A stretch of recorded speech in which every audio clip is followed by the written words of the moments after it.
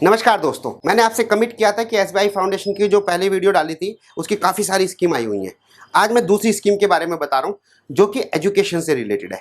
सारी डिटेल देना पॉसिबल नहीं, बहुत बढ़िया, लेकिन मैं आपको इंपॉर्टेंट इन्फॉर्मेशन वो दूंगा जहाँ पे आप चीटिंग से बच सकते हैं और आप अपनी एनालिसिस करके खुद इस स्कीम को अप्लाई करने की कोशिश करना अगर आपको क्राइटेरिया फुलफिल है। इसका स्कीम का नाम है एसबीआई प्लेटिनियम जुबली आशा स्कॉलरशिप स्कीम।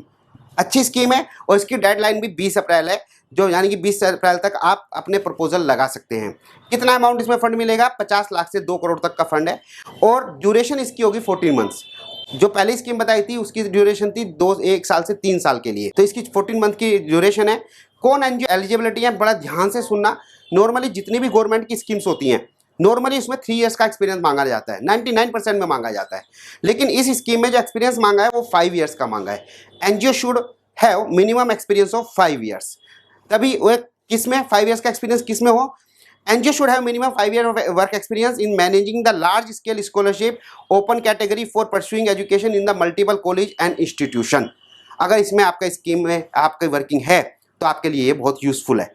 बहुत सारे डॉक्यूमेंट लगने हैं। मैं आज पहली स्कीम में मैंने आपको डॉक्यूमेंट नहीं बताए थे, लेकिन यहाँ पे मैं आपको एक छोटा सा ओवरव्यू दे देता हूँ। प्रपोजल फॉर्म होगा जो आपको मिलेगा, कम से कम 2 डोनर्स के फीडबैक, जो आपने ऑलरेडी जो आपने डोनेशन रिसीव करा उसके फीडबैक आपको फार्म लगाने हैं। मेमोरेंडम ऑफ एसोसिएशन ट्रस्ट का अगर आप डीड है या सेक्शन 8 कंपनी के डॉक्यूमेंट है। पैन नंबर आपका जाएगा, 12A का सर्टिफिकेट जाएगा, एटीजी का सर्टिफिकेट जाएगा, अगर आपके पास एफसीआरए सर्टिफिकेट है वो भी जाएगा, कंपलसरी नहीं है एफसीआरए, ठीक है।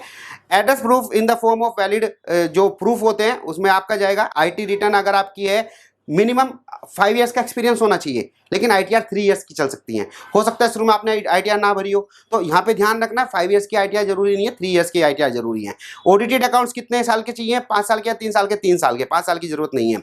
सेल्फ डिक्लेरेशन होती है कुछ हिस्टोरिकल डाटा की, वो आपको डिक्लेरेशन देनी है। एनुअल रिपोर्ट्स देनी है 3 साल की, 5 साल की नहीं देनी।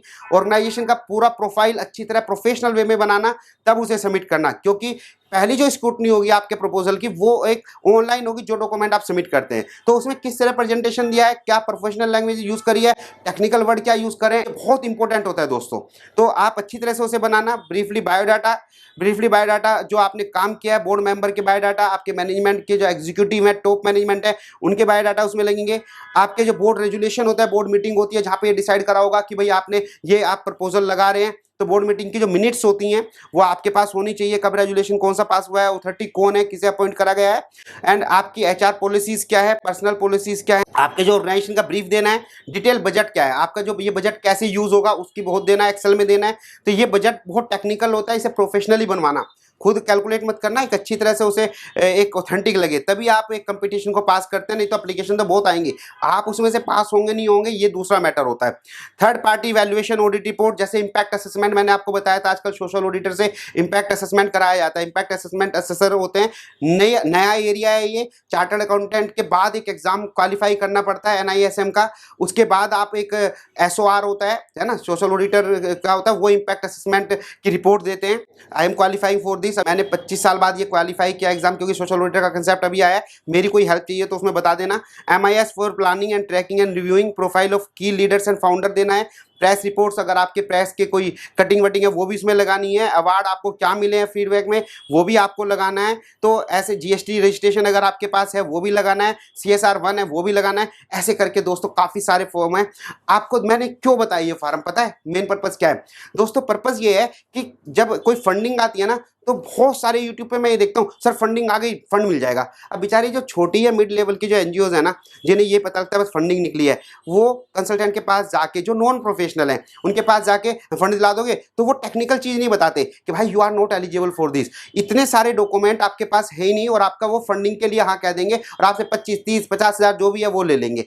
तो आपका टाइम भी वेस्ट होता है, पैसे भी वेस्ट होते हैं। पर्पज़ क्या आपको बताने का, पहले आप इवेलुएट करो वेदर यू आर एलिजिबल और नॉट। क्या आप इस तरह से ये प्रेजेंट दे सकते हैं? नहीं, आपके एनजीओ में ट्रेनिंग ऑलरेडी कर रखी है? नहीं, क्राइटेरिया पूरा करते हैं? नहीं करते, तब ट्राई करो आप उसे करने की। अदरवाइज अभी मैंने एक फंडिंग स्कीम देखी, खूब यूट्यूब पे आया कि भाई फंडिंग आ गई, ये आ गई, काफ़ी सारे प्रपोजल लगा रहे। जब मैंने उसकी डिटेल पढ़ी तो पता लगा 10,000 रुपये का फंड है उसमें। आपकी फीस लग जाएगी 25-30 हज़ार, 10,000 का फंड आएगा, क्या करोगे यार उसमें? समझ रहे हैं? तो इस चीज़ से आपको अवेयर रहना है। ये फंडिंग स्कीम काफ़ी बड़ी है, काफ़ी एप्लीकेशन प्रोसेस जो होगा टेक्निकल है, तो आप खुद कीजिए, एनालिसिस कीजिए। कुछ मेरी हेल्प चाहिए तो आप मुझे बताइएगा, मुझे कमेंट और सब्सक्राइब कीजिए और मैं आपकी हेल्प करने के लिए तैयार हूँ। थैंक यू दोस्तों, मेरा पर्पज़ यही है। मैं आपको ये बता दूँ, इस एप्लीकेशन में कुछ अनेक्सर भी लगेंगे, जैसे नॉन डिस्क्लोजर एग्रीमेंट लगेगा, ड्यू डिलिजेंस डॉक्यूमेंट चेकलिस्ट लगेगी, इवैल्यूएशन फॉर्म लगेगा, बजट फॉर्मेट लगेगा, format of agreement and MOU लगेगा। काफ़ी टेक्निकल है। ऐसे इतना आराम से एक प्रपोजल जब बनाओ ना, प्रपोजल एक आपके सक्सेस की नींव होती है। आपके डाटा को अच्छी तरह प्रोफेशनली कैसे प्रेजेंट करें, तो इस तरह से आप इस स्कीम को लगा सकते हैं। थैंक यू दोस्तों, मुझे उम्मीद है कि आपको वैल्यूएबल रही हुई इन्फॉर्मेशन आपके लिए यूजफुल रहेगी। फिर मिलेंगे नई वीडियो के साथ। Thank you.